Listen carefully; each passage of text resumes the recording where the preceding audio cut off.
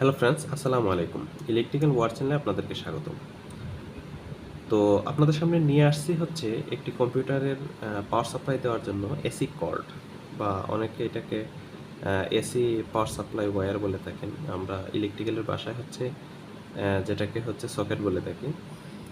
তো যাই হোক, আমরা ওই বিষয় সম্পর্কে আলাপ করব না। আলাপ করব হচ্ছে যে এই যে এসি কর্ডগুলা থাকে, বা হচ্ছে যে 3 পিন প্লাগটা থাকে, যে প্লাগটা আমরা ইন করি, সেই প্লাগে 3টা পয়েন্ট থাকে। এটা আমরা সবাই জানি যে 3টা পয়েন্ট, যেমন হচ্ছে এটা হচ্ছে আপনার ফেজ লাইন, আর এটা নিউট্রাল, আর এটা হচ্ছে আর্থিং। যাই হোক, আমরা আর্থিং ইউজ করি না, বা বেশি একটা কাজে লাগাই না। আমরা অনেকে মনে করি যে আর্থিং মনে হয় কোনো প্রয়োজনই নাই। যাই হোক, ওই বিষয় সম্পর্কে কথা বলতেছি না। আমি কথা বলতে চাচ্ছি যে আর্থিং পিনটা কেন লম্বা থাকে। দেখবেন, আপনি যদি একটু খেয়াল করেন, এই 2টা পয়েন্ট থেকে আপনার কিন্তু আর্থিং যে কর্ডটা আছে, অর্থাৎ এই যে পয়েন্টটা, এটা কিন্তু অধিকাংশ লম্বা থাকে। তো এটা কেন হয়?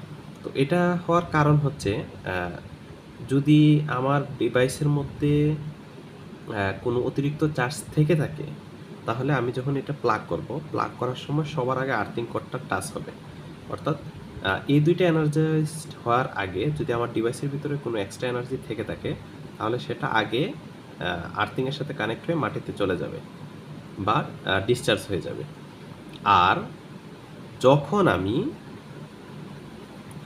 আনপ্লাগ করব, তখন এই 2টা হচ্ছে আমার সবার আগে ডিসচার্জ হবে, ডিসকানেক্ট হবে। আর এই যে আর্থিং যে পিনটা আছে, এই আর্থিং পিনটা সবার শেষে ডিসচার্জ হবে। এর মানে হলো, এই 2টা ডিসচার্জ হওয়ার পরেও যদি কিছু বা কোনো পরিমাণ চার্জ আমার ডিভাইসের মধ্যে থেকে যায়, তাহলে এটা শেষে ডিসচার্জ হওয়ার মাধ্যমে ওই চার্জটা বা বিদ্যুৎটা, অতিরিক্ত বিদ্যুৎটা হচ্ছে আর্থিং হয়ে চলে যাবে বা মাটিতে চলে যাবে।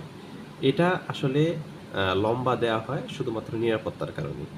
তখন কি হবে? তখন হলো, আমার যে ডিভাইসটা আছে সেটার মধ্যে কোনো অতিরিক্ত কারেন্ট থাকবে না, বা কোনো শক দিবে না।